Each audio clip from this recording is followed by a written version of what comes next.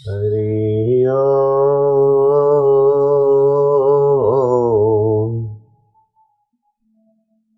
हरि ओम। राम गयो रावण गयो, राम गयो रावण गयो, ताको बहु परिवार, ताको बहु परिवार।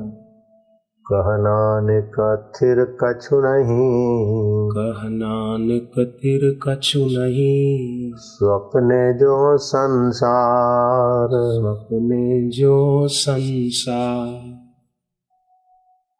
क्या करिए क्या जोड़िए, क्या करिए क्या जोड़िए, थोड़े जीवन काज, थोड़े जीवन काज। छोड़ी छोड़ी सब जात है, छोड़ी छोड़ी सब जात है, देह गेह धन राज, देह गेह धन राज। हाड बड़ा हरि भजन कर, हाड बड़ा हरि भजन कर, द्रव्य बड़ा कछु दे, द्रव्य बड़ा कछु दे। अकल बड़ी उपकार कर, अकल बड़ी उपकार कर, जीवन का फल एह, जीवन का फल ए। अकल बड़ी तो अपना उपकार कर लो। मनुष्य अपने आप का मित्र है। दुनिया के सारे मित्र एकत्रित होकर भी उतना भला नहीं कर सकते जितना आपका मन को मित्र बनाने से आपका परम मंगल हो सकता है। दुनिया के सारे राष्ट्रपति, सेनापति, प्रधानमंत्री नाराज हो जाए, रूठ जाए, तुम्हारे दुश्मन हो जाए सारी दुनिया के राष्ट्रपति, तो क्या कर लेंगे? इतना नहीं बिगाड़ेंगे, बहुत बहुत तो आपको फांसी चढ़ा देंगे। जो मरने वाला शरीर है उसका थोड़ा आयुष्य बिगाड़े।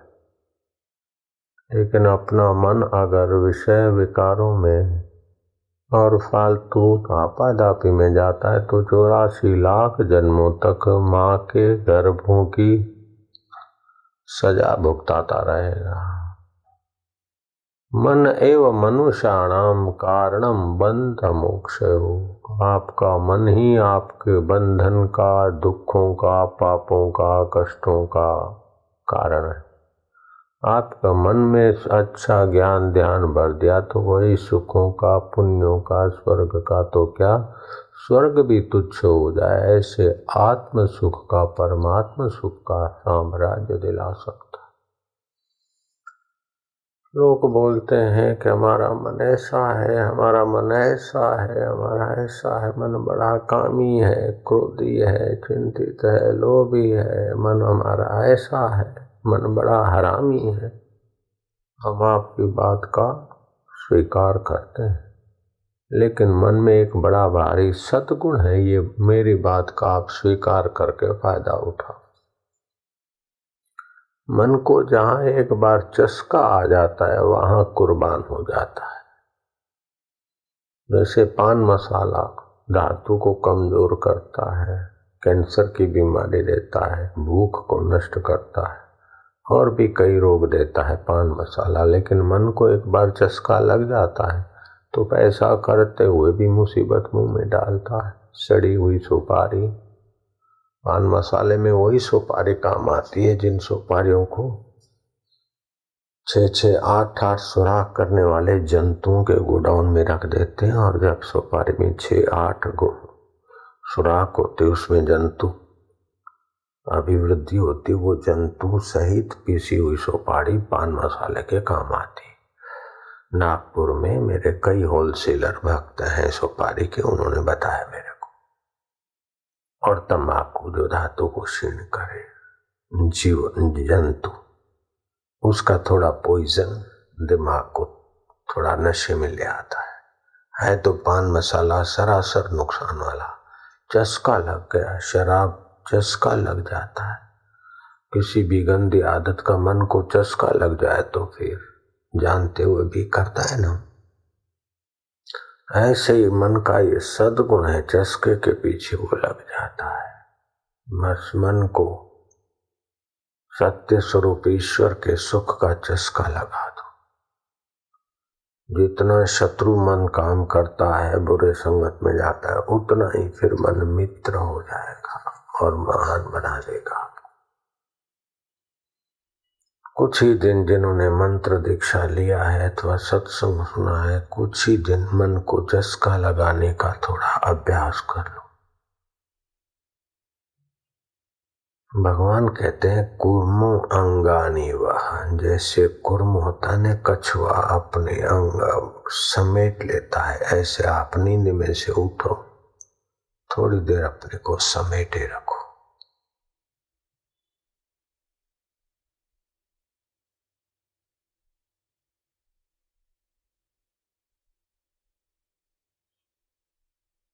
सुबह के 2-3 मिनट परमात्मा के स्मरण में शांत हो जाने में, समेटने में आपको थोड़े दिन में भगवत शांति का प्रसाद आने लगेगा। भगवत शांति और भगवत नाम का बार बार सुमरण करने से आपके हृदय में भगवत प्रीति जागृत होगी। भगवत प्रीति से फिर आपको बुद्धि योग देने के लिए भगवत ये शक्ति अंदर से काम करेगी। कभी थोड़ा झटका लगेगी, कभी आपकी जीभ तालू को लगेगी, कभी अंदर स्पंदन होगा, कभी प्रकाश दिखेगा, कभी ऐसे ऐसे अनुभव होने लगेंगे कि पान का चस्का तो क्या है, दुनिया की कोई भी चीज वस्तु में वो सुख देने की ताकत नहीं जो अंदर से आपके आत्मा के सुख का झरना फूट निकलेगा। इससे आपके दोष तो दूर होंगे, लेकिन आप में ईश्वरीय आभा का विकास होने लगेगा। ईश्वरीय सत्ता का, ईश्वरीय आभास का विकास होने लगेगा। 3 घटकों का मिश्रण है मनुष्य का शरीर, पार्श्वी घटक, मानवीय घटक और ईश्वरीय घटक। पार्श्वी घटक वो है कि जैसा मन में आया खा लो, मजा आएगा, परिणाम का विचार नहीं करते। जैसे पान मसाला है या चाट है या और कुछ गड़बड़ है तो वासना इतनी जोर मारती है, जैसे पशु की वासना से पशु कर लेता, फिर डंडे मिलेंगे उसको पता ही नहीं रहता। ऐसे न करने जैसे पाप ताप कर्म करने का जो आवेग है, ये पार्श्वी हिस्सा है। मानवीय हिस्सा भाई ये करेंगे, अभी तो कोई देखता नहीं, लेकिन मन खराब होगा, कर्म खराब होंगे, बुद्धि खराब होगी। शास्त्र कहता है जो आपको अच्छा नहीं लगता ऐसा दूसरे से व्यवहार नहीं करो, क्योंकि वो घूम फिर के किया हुआ व्यवहार का फल आपको कई गुना होके मिलेगा। आत्म प्रतिकूलानि परेशान न समाचरेत। तो ये धर्म है। फिर भी मन की वासनाएं तो कर लेते हैं, मानवीय अंश का विकास होता है तो फिर ये करना कम हो जाएगा, तो ईश्वरीय अंश विकसित हो जाएगा। ईश्वरीय अंश विकसित होने से आप दूसरे की बुराई नहीं करोगे।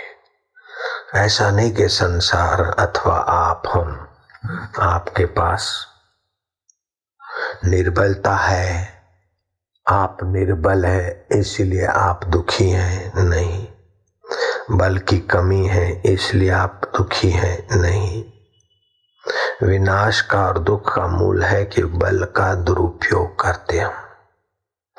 आप में जो बुद्धि बल है, शरीर बल है, धन बल है, विचार बल है, संबंध बल है, उसका दुरुपयोग करने से अपन दुखी होते हैं। संबंध जोड़ने का बल है, लेकिन नश्वर व्यक्तियों से, नश्वर वस्तुओं से संबंध जोड़ते हैं। बल है लेकिन निर्बल को सताने में, निर्बल को ठगने में बल का दुरुपयोग करते हैं। जब बल का दुरुपयोग करते हैं तो हमारे को फिर उसका दंड भुगतना पड़ता है। बुरे व्यक्ति से बुराई मत करो, उसको बुरा मत मानो। बुराई कि मूल में भूल है, तो आप भूल का विरोध करो। किसी व्यक्ति के लिए अंदर में नफरत लाकर बार बार अपने दिल को गंदा ना करो। ऐसी कोई बुराई नहीं जिसके मूल में भूल न हो। भूल मिटाए बिना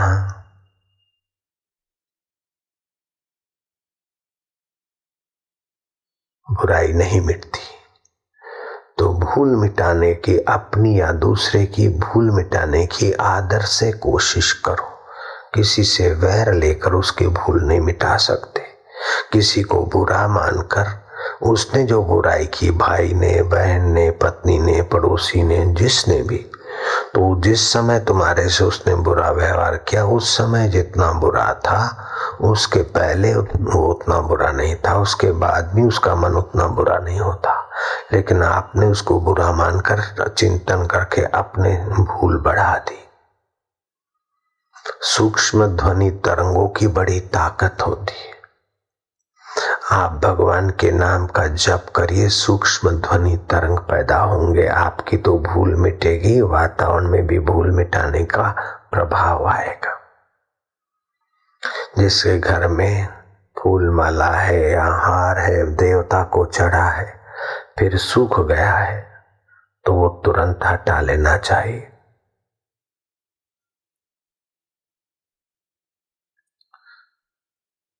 टूटे हुए पेड़ पौधे, डालियां, हाथी का दांत, बारहसिंगा, फैशन के लिए हिरण का चमड़ा घर में रखना, ये घर में दुख, अशांति के परमाणु पैदा करेंगे। जिनको भगवान ने पैसा दिया है, ठीक है, घर को मार्बल से मढ़ लिया, ठीक है, लेकिन बरामदा तो खुला रखो। जो धरती दोषों को शोषित करती है, खिन्नता को शोषित करती है, ऐसी खुली धरती भी अपने प्रांगण में, अपने घर में रखनी चाहिए। विदेशियों ने तो यहाँ तक घोषणा कर दी कि जिनके घरों में खुली धरती होती है वहां लक्ष्मी का वास होता है, आरोग्य का वास होता है। जहाँ सब जगह कोटा स्टोन और मार्बल बिछा होता है, उनके घर में खिन्नता और दुख के परमाणु अधिक हो सकते हैं। घर के वास्तु दोष हो, पितृ दोष हो, दैविक दोष हो, ये फटकड़ी का चक्का घर में रख दो, वे दोष निवृत्त होने में मदद मिलेगी। लेकिन 6 महीने के बाद इसकी वो शक्ति क्षीण हो जाती। ये 6 महीने के बाद बदल दे, खोल के रखने से हवामान में इसके परमाणु काम करते हैं। जैसे पानी में फटकड़ी पानी के दोष दूर करती है, ऐसे हवामान के दोष दूर करती है। जिसको अशांति और खिन्नता होती हो वो अपना शयन खंड बदल दे। जो लोग पूर्व के तरफ सिराना करके सोते हैं उनको स्वास्थ्य लाभ होता है, लेकिन पश्चिम के तरफ जो सिराना करके सोते हैं उनको स्वास्थ्य हानि, खिन्नता और अकाल मृत्यु के दोषों का शिकार होना पड़ता है। जो उत्तर के तरफ सिराना करके सोते हैं वे भी खिन्न और रोगों के शिकार बनते, लेकिन दक्षिण के तरफ सिराना करके सोने से स्वास्थ्य लाभ और प्रसन्नता में मदद मिलती है। गीता दैनिक जीवन को ऊंचा उठाते हुए आध्यात्मिक प्रसाद से तुम्हें संपन्न करती है।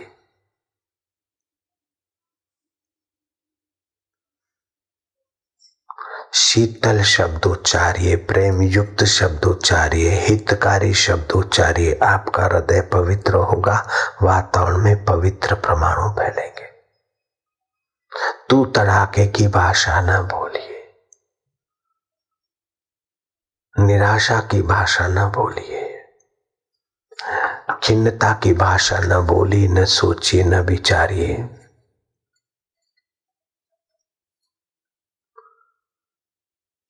आपके अंतःकरण में ईश्वर की चेतना है।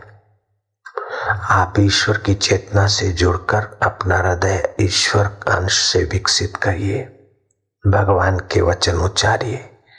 ये तु सर्वाणि कर्माणि, ये तु सर्वाणि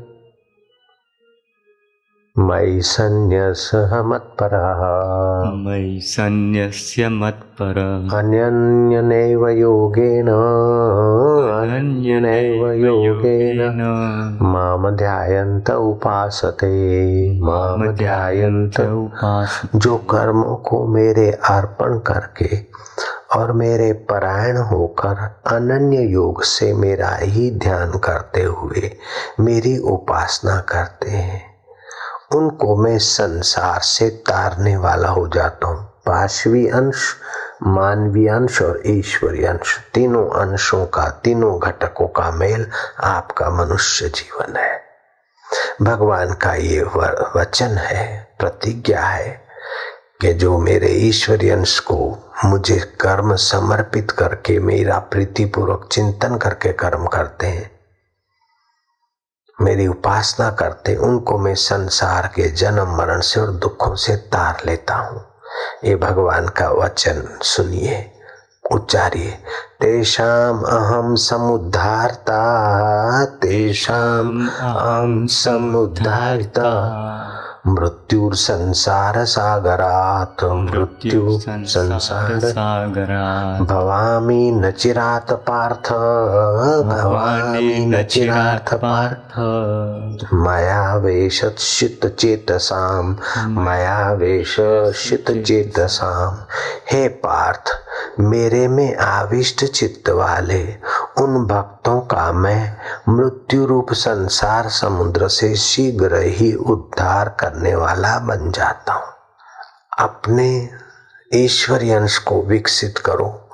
किसी धन में, सत्ता में, परिस्थिति में आसक्ति करने से वो परिस्थिति सदा तो नहीं रहेगी, धन सदा तो नहीं रहेगा, लेकिन दुख फिर सदा रहने वाला हो जाएगा। आसक्ति किसी में ना करिए।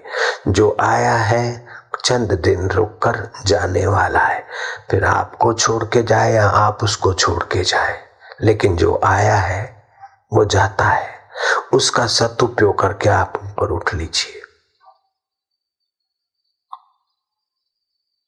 दुख आया है, दुख का सदुपयोग करिए। क्या है? दुख हारी ईश्वर की प्रीति जगाइए और दुख बीतने वाला है। दुख असली सुख को खोजने की मांग जगाने के लिए आया है, आसक्ति मिटाने के लिए आया है। उसका सदुपयोग करिए, दुख को साधना बना लीजिए। सुख आया है तो वो जाने वाला है, सुख का सदुपयोग करिए, सुख को बांटिए, सुख का साधन बना दीजिए। तो सुख का और दुख का भोगी सुखी और दुखी होकर खोखला बन जाता है। सुख और दुख को साधन बनाने वाला योगी ईश्वरीय अंश को पाकर ईश्वरमय हो सकता है। आसक्ति से वैर पैदा होता है, आसक्ति से दोष पैदा होता है, आसक्ति से क्रोध पैदा होता है। लेकिन जब आपकी सुख में और दुख में कोई ममता आसक्ति नहीं, तो आपके अंदर में प्रेम, भक्ति और ईश्वरीय अंश का विकास होता है। भगवान कहते हैं, ये यथा माम प्रपद्यन्ते तास तथैव भजाम्यहम्। जो मुझे जिस प्रकार से सुमरण चिंतन करते, मैं उनका चिंतन सुमरण उसी प्रकार से करता हूं। मंत्र जपने वाले शुद्ध उच्चारण करें मंत्र का, व्यवहार में शुद्धि लाएं, अटूट विश्वास और शरीर की, मन की शुद्धि और स्थान को सात्विक रखें। कभी अपने कमरे में गुलाब के फूल, मोगरे के फूल, मोती के फूल, शुद्ध सुगंध दिमाग को पुष्ट देती है, पुष्टिवर्धनम होती है। अत्र फूलेल परफ्यूम से आपको स्वास्थ्य लाभ या पुष्टि नहीं मिलती, लेकिन सात्विक पुष्प भगवान को चढ़ाने का निमित्त है, आपको पूजा पाठ के समय मदद देते।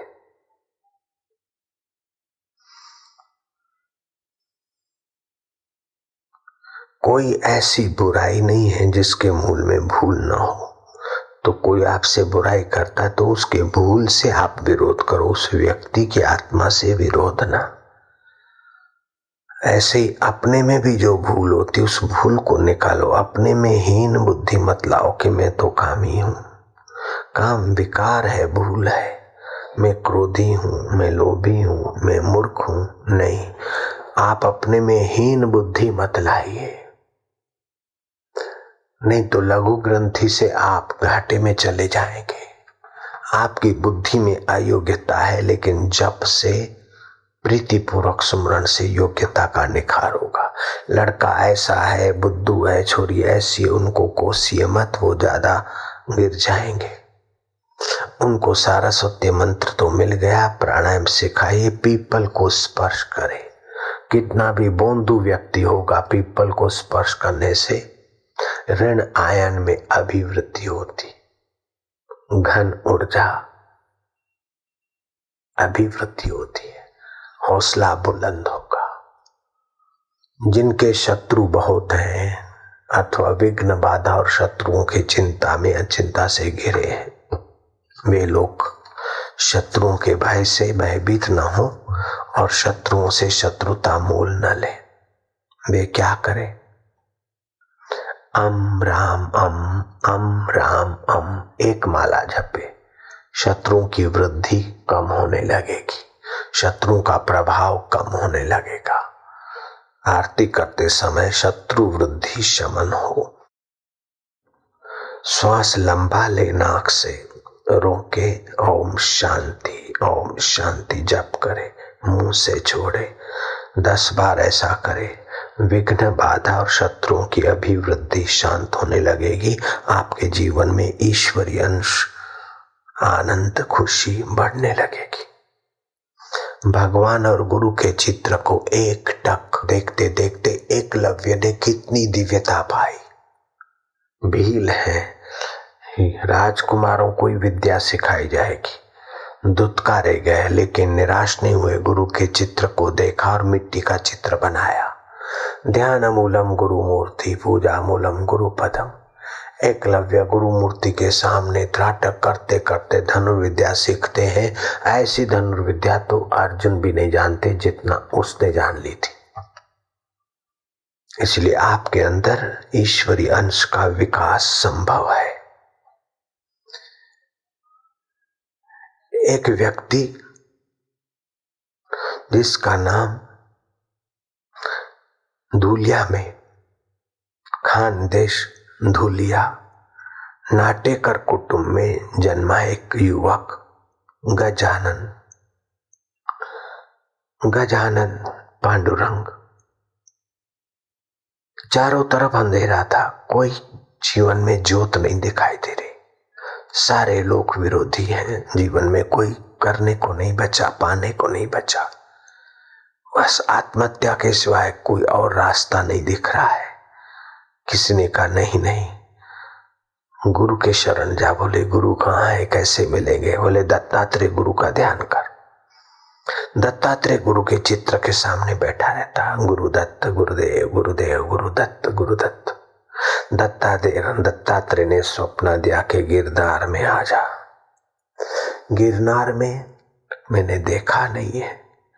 ध्यान में दूसरे दिन गिरनार का रास्ता नक्शा दिखा। गिरनार गए,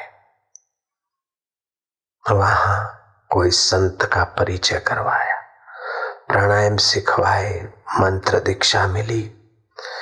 मूलाधार आपके 7 केंद्र हैं। मूलाधार केंद्र में शरीर के जीवन की फाउंडेशन के संस्कार है। मूलाधार में स्वाधिष्ठान में भावना के खजाने भरे हैं। मणिपुर केंद्र में बुद्धि शक्ति के बीज पड़े। अनाहत केंद्र में ईश्वरीय अंश का आनंद छुपा है। विशुद्धाख्या केंद्र में संसार के रहस्यों को जानकर उपराम होकर परमात्मा में विश्रांति देने का पावर छुपा है। आज्ञा केंद्र में रहस्य में सामर्थ्य जगाने की शक्ति छुपी है। शास्त्र सार में सबसे पार परमात्मा और आप एकत्व में स्थित हो जाए ऐसा सामर्थ्य छुपा है। ये 7 केंद्र बीज रूप में सबके अंदर है।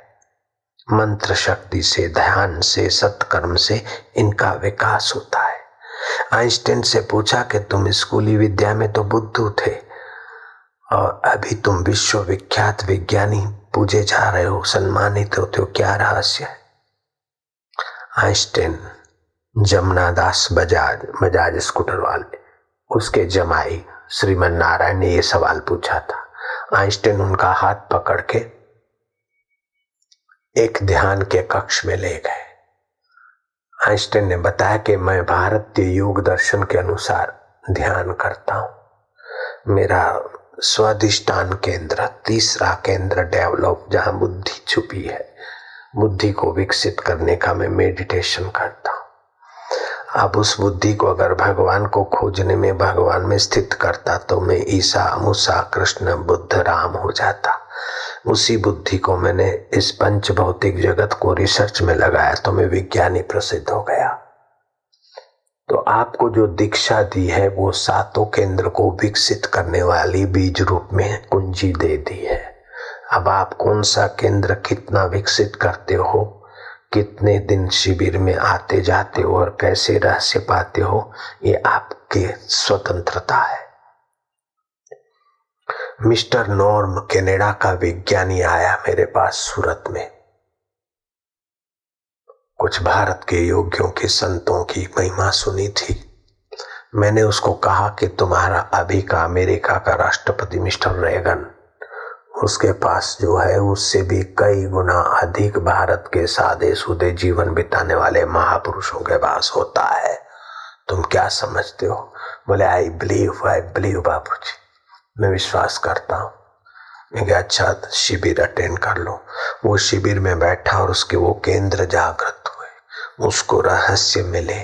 साल में 2-2 बार आने लगा। मैंने कहा एक दिन कि तुम शिविर से अपने जहाज से शिविर में हिंदुस्तान आते हो, कहीं घूमने भी नहीं जाते? बोले नहीं, हमको इतना बहुत मिलता है। मैं क्या तुम्हारा लाखों रुपया खर्च हो जाता है यहाँ आने जाने में? वेरी चीप फारस, वेरी चीप, बहुत सस्ता है। तो आपके अंदर लाखों रुपया खर्चा कर दो, करोड़ों रुपया खर्चा कर दो, फिर भी जो चीज बाहर नहीं मिल सकती वो खजाना खोलने की दीक्षा, शिक्षा आपको मुफ्त में मिली है, तो आप उसका अनादर मत करिए। आइंस्टाइन की नाई अपनी शक्तियों को जगाइए। बुद्ध, महावीर, कबीर और ध्रुव, प्रहलाद और मीरा की नाई अपनी ईश्वरीय अंश को जगाइए। रहीदास ने दीक्षा दी और मीरा लग पड़ी, देख लो कैसी हो गई। तो गिरनार में साधना की, गिरनार की साधना से उन्हें वो शक्तियां कुछ जागृत हुई, बड़ा प्रभावशाली व्यक्तित्व हुआ। फिर वो अपने धुलिया नाटेकर कुटुंब अपने परिवार में गया। अब तो महाराज उसके चारों तरफ यश, वाह ये वो, लेकिन देखा कि अभी ईश्वर प्राप्ति पूर्ण हुई नहीं। ये वाहवाही, धन, सम्मान जो हमारी मजाक उड़ाते थे वो अभी पूजा कर रहे। मेरे जीवन में भी ऐसा हुआ। मेरी मजाक उड़ाने को दुकान पे आते थे, अरे तो भगत है, भाई का मानता नहीं है, कथा में जाता है, ध्यान में बैठा रहता है। मेरे को उपदेश देने वाले, मेरे को बुद्धू मान के सीख देने वाले लोग, जब हम एकांत में गए, गुरु कृपा मिली, जब हम अहमदाबाद वापस गए तो वो ही परिवार सहित लाइन में लगे, जो मेरे को अपने घर ले जाके सीख देते थे कि देखो हम भी धार्मिक है, हम भी देखो धंधा करते हैं, मिलके भाई के साथ ही काम धंधे करते हैं, तुम क्यों नहीं इंटरेस्ट लेते हो? तुमने, मेरा भाई मुझे सीख देता था कि सुधर जा, भगतरा बन के बैठा है। फिर वो मेरा भाई और भाभी कतार में लगने लगे मत्था टेकने के लिए। मैं छोटा था, किसी संत का फोटो घर में लगाया तो मेरी भाभी बोलती, कौन साधु बाबाओं के चित्र लगाता है? संतों के दर्शन करने से मन ऊर्ध्वगामी होता है, विचार पवित्र होते हैं, भाव शुद्ध होता है, ऋण आयन घन शक्ति उभरती है। भगवान और संतों के चित्र से जीवन की ऊर्जा मिलती है। तो हम कथा में जाते थे और फिर संत के फोटो लगाए तो मेरी भाभी माँ तुल्य हम मानते थे। मेरे को बोलती ये सब क्या साधु महाराज का फोटो लगाया? मैं क्या, अभी तो ये संत का फोटो लगाया है, देर सबेर भावी में संत बनूंगा। बोले छोटा मुंह बड़ी बात, बैठ जा बैठ जा। सब फिर जब समय आया और हम गए और गुरु की कृपा मिली और अहमदाबाद कुटिया बनी, धीरे धीरे फिर लोग आने लगे तो था, कभी कभी वो भी आने लगे। फिर उनको इतना कुछ हुआ कि वो लाइन में लगती थी जैसे और दर्शनार्थी आए। मंत्र दीक्षा भी ली। फिर मेरे पास फोटो ले आई मेरा और बोले बापू जी साइन कर दो। मैं क्या बोले अभी तक याद है तुमको? भूल जाओ, आप तो भगवान हो, आप तो गुरु जी हो ना, नाराज नहीं होना। मैं क्या नहीं, छोटा मुंह बड़ी बात, कैसा हो गया? बोले तुमने जो कहा था करके देखा है तुम तो। फिर तो न जाने कितनी श्रद्धा भक्ति से प्रसादी ले आती। मेरे छोकरा जरा ठीक हो जाए मेरा, तो मेरे भाई के दुकान पे मेरे 6 फोटो लगे और भाभी ने अपने घर में 7 लगा दिए। छोटा मुंह बड़ी बात। तो आपको कोई ऐसा करके मजाक भी उड़ाए तो आप अपने में हीन बुद्धि मत लाइए, क्योंकि आपके साथ सारी सृष्टि का मालिक परमात्मा अंश जुड़ा है। पाशवी अंश को महत्व देंगे तो आपका जीवन पशु जैसा खाना पीना है होलन। मानवीय अंश को महत्व देंगे तो परिणाम का विचार करेगा और ईश्वरीय अंश की यात्रा करेगा। इसलिए कहते हैं जिनके जीवन में गुरु दीक्षा नहीं है उनका खाना पीना व्यर्थ है, पृथ्वी पर बोझा है। निगुरे का नहीं कोई ठिकाना, 84 में आना जाना, यम का बने मेहमान, सुन लो चतुर सुजान, निगुरा नहीं रहना। ये मैं बात घटित घटना आपको सुना रहा हूं। धूलिया खानदेश के धूलिया नाटेकर कुटुंब की गजानंद पांडुरंग की। तो गुरु के चित्र का त्राटक करते करते दत्तात्रेय ने स्वप्न में प्रेरणा दी और गिरनार बुलाया। गिरनार में किसी गुरु से दीक्षा मिली, कुछ ऊंचाई आई, फिर अपने खानदेश गए तो वहां बहुत मान सम्मान और सफलताएं मिलने लगी, लेकिन उसमें आयुष्य नष्ट होगी। फिर स्वप्न आया, रोज जो पूजा जप करता था तो ध्यान में स्वप्न में प्रेरणा मिली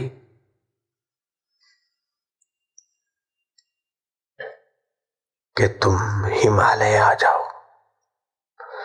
हिमालय तो मैंने देखा नहीं है। तो फिर जैसे गिरनार आने का आमंत्रण और नक्शा मिला, ऐसे हिमालय का रास्ता दिखने लगा ध्यान में। हिमालय में गौरी कुंड के दर्शन हुए। वे हिमालय गए और वहां दत्तात्रेय भगवान स्वयं उनको मिले और उनका नाम स्वामी हंस रखा गया। स्वामी हंस बड़े अपने समय के बड़े प्रसिद्ध, 1912 से 1934 के समय तक उनका बड़ा प्रभाव उस इलाके में रहा। ये बात लालजी महाराज के गुरु माधव तीर्थ ने उनके संपर्क में आकर लिखी है।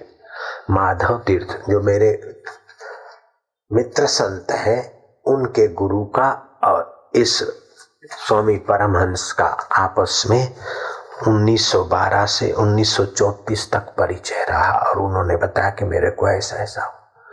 तो आप अगर एक संत के चित्र पर या भगवान के चित्र पर भी एक टक लगा के थोड़ी देर देखते और जब ध्यान करते तो आपका ईश्वरीय अंश विकसित होता है। तो पाशवी अंश, मानवीय अंश, ईश्वरीय अंश, जितना ईश्वरीय अंश विकसित होगा उतना ही आपके जीवन में सुख शांति समृद्धि, पर दुख का तरता और सुख दुख में समता का सद्गुण विकसित हो जाएगा। दुर्योधन का पाशवी अंश जोर मारता है। दुर्योधन कहते हैं मद मेरे लिए ये जीवन त्यागने को आए, मद अर्थे त्यक्त जीविता, पहले अध्याय के 9वें श्लोक में। लेकिन अर्जुन का मानवीय अंश विकसित है कि मैं जिनके लिए युद्ध कर रहा हूं वो तो यहाँ आमने सामने आके खड़े हुए, तो फिर मैं जीत कर क्या करूंगा।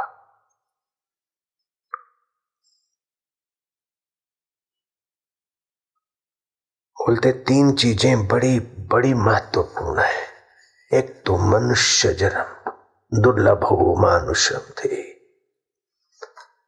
ये दुर्लभ है मनुष्य जीवन। देहि नाम क्षण भंगुरः, कब मर जाए कोई पता नहीं। तत्रापि दुर्लभम मन्येत वैकुंठ प्रिय दर्शनम, उससे भी ज्यादा दुर्लभ है कि भगवान के प्यारे संतों का संग, सत्संग और भगवान की प्रीति तो और दुर्लभ है। बिनु पुण्य पुंज मिले नहीं संता, पुण्यों के ढेर जब तक फल देने को तत्पर नहीं होते तब तक संत के वचन और संत का संग का महत्व ही समझ नहीं सकते।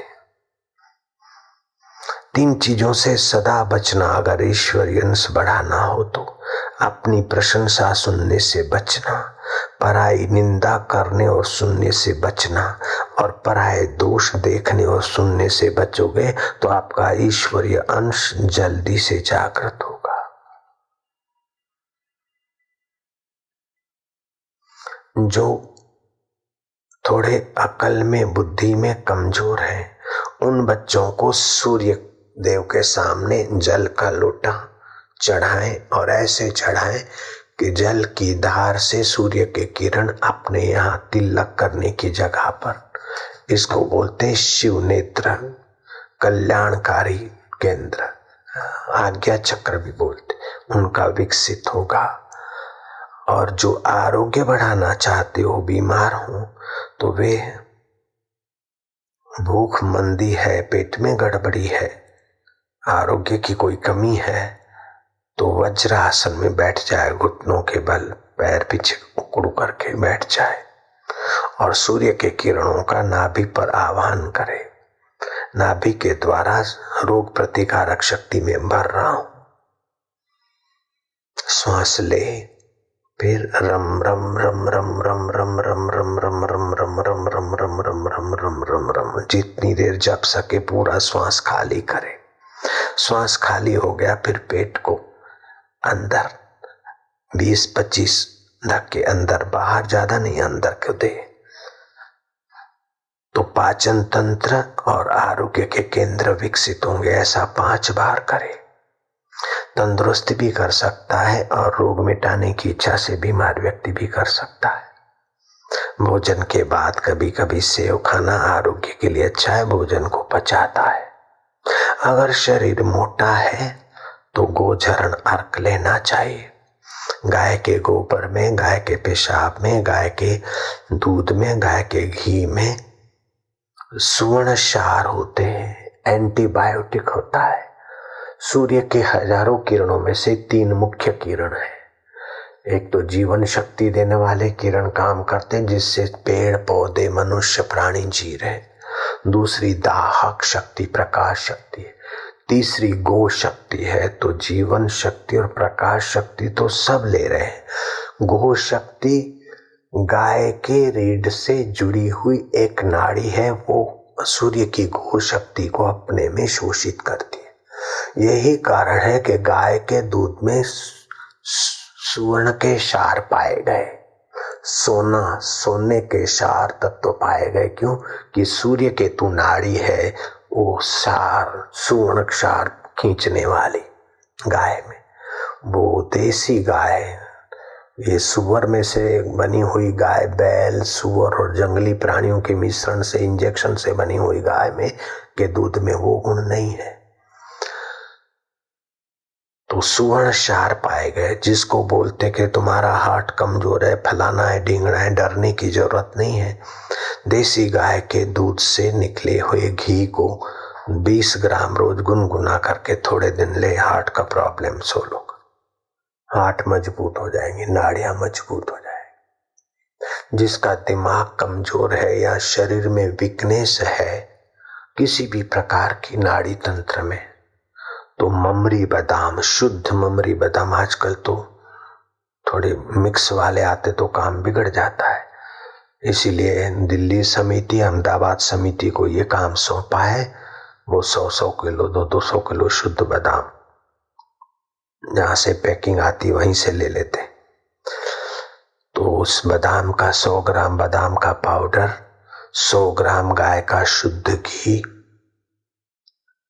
और 100 ग्राम मिश्री और दूसरा मिश्रण करके मार्बल के बर्तन में अथवा चांदी के बर्तन में पैक कर दो और अनाज में बंद कर दो, गाड़ दो। 7 दिन के बाद वो महाटॉनिक बन जाएगी। 10,000 रुपए की टॉनिकों से वो फायदा पूरे शरीर के नाड़ी तंत्र को नहीं होगा जो इससे होगा। 85 साल के बीमार शरीर चंदीराम को आंखों से दिखना बहुत कम हो गया था। 10 दिन ये मिश्रण खाने से उनकी आंखें देखने में अच्छा काम करने लगी। मेरी आंखें तिरछी हो गई थी, साइड इफेक्ट हो गया था, जहरी मलेरिया हुआ था। साइंस बोलती अब ठीक नहीं हो सकती, लेकिन मैंने नेत्र बिंदु, आयुर्वेदिक जो फार्मूला संतों की थी, वो नेत्र बिंदु से मुझे फायदा हुआ और ममरी बादाम से मेरी आंखें अच्छी हो गई, देखने की शक्ति भी बढ़ गई और तिरछापन भी निकल गया जो साइंस मना करती। तो 42 साल की उम्र के बाद चश्मा आता है, अर्थात नाड़ियों में जैसे जवानी का उभार पूरा हो गया। अब उतार 42 साल में होता है, तो 42 से कोई 50-60 तक चले, फिर कुछ न कुछ कमजोरी महसूस होती है, तो ये ममरी बादाम का उपयोग आपकी कमजोरी को हरेगा, बल को भरेगा। ये 10 ग्राम ले सकते हैं रोज, ज्यादा नहीं। खूब चबा चबा के खाना इस मिश्रण को। लगभग 100 रुपए में 3 महीने का खुराक हो जाएगा, हो गया पर्याप्त। सर्दियों के मौसम में जो पुष्टि की चीजें खाते उससे ये खाएं, अथवा कभी भी ये खा सकते।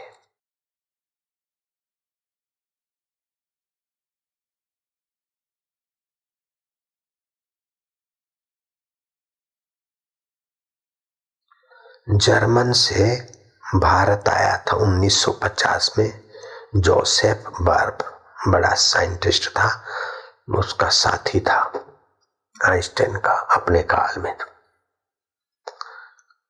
तो उसने भारत सरकार से याचना की कि मुझे गीता का ज्ञान समझाने वाले किसी पंडित के पास ले चलो। गीता का अच्छा अभ्यास करने वाले पंडित से जब जोसेफ बर्बर मिले तो पंडित ने पूछा कि तुम इतने प्रसिद्ध विज्ञानी और सरकार भी तुम्हारी ख्वाहिश पूरी करने के लिए इतनी व्यवस्था करती है, मुझ जैसे एक साधारण संस्कृत के विद्वान से आप मिलने आए, तो क्या रहस्य है? उसने बोला 1936 में बर्लिन में बम वर्षा हो रही थी। उस समय मैं वहां था और मेरी असिस्टेंट भारतवासी एक भाई और दूसरे लोग थे। तो बम वर्षा से हम घबराए और अंडरग्राउंड होने की चिंता में थे। तब भारत की वो मेरी ऑफिस में काम करने वाली बाई मुझ पर हंस पड़ी, बोले तुम मृत्यु से इतना डरते हो? तो मैंने पूछा तुमको डर नहीं लगता है? बोले नहीं, हम इतना नहीं डरते जितना तुम यहाँ के लोग डरते। तो हम तो गीता पढ़ते और जानते हैं कि जन्म और मृत्यु शरीर का होता है, सुख और दुख मन को होता है, राग और द्वेष बुद्धि में आता है, जीवात्मा परमात्मा का अंश है। लाखों बार मौत होने से हमारा नहीं बिगड़ा, तो अभी मौत आनी होगी तो आएगी, और डरने से कहीं मौत भागी जाएगी क्या? कुत्ता भौंकता और आप डरते और भागते तो कुत्ता और पीछा करेंगे। आप लोहा लेते और आंख दिखाते तो कुत्ते की पूंछ दबती है। ऐसे मृत्यु से डरने की क्या जरूरत है? जहां मौत नहीं आती उस आत्मा का चिंतन करना चाहिए और सही उपाय खोज लेना चाहिए। उस लड़की के इस उपदेश से मैं गीता पढ़ने लग गया और गीता में ऐसा दिव्य ज्ञान है कि जीते जी विघ्न बाधा और संघर्षों से लोहा लेते हुए अमर आत्मा परमात्मा का रस देने वाली वह माता का जो ज्ञान जानते हैं, ऐसे पंडित के दर्शन की मुझे इच्छा थी। अपना देश अगर गाय का फायदा उठाना भूलता नहीं तो शरीर इतने रोगी नहीं होते। आरोग्य के लिए गीता का और गौ का फायदा उठाइए और बुद्धि की महानता के लिए गीता का फायदा उठाइए। गौ और गीता इसका ठीक से सदुपयोग करें तो भारत फिर से सोने की चिड़िया अपनी महिमा में चमक उठेगा, कोई दो राय नहीं।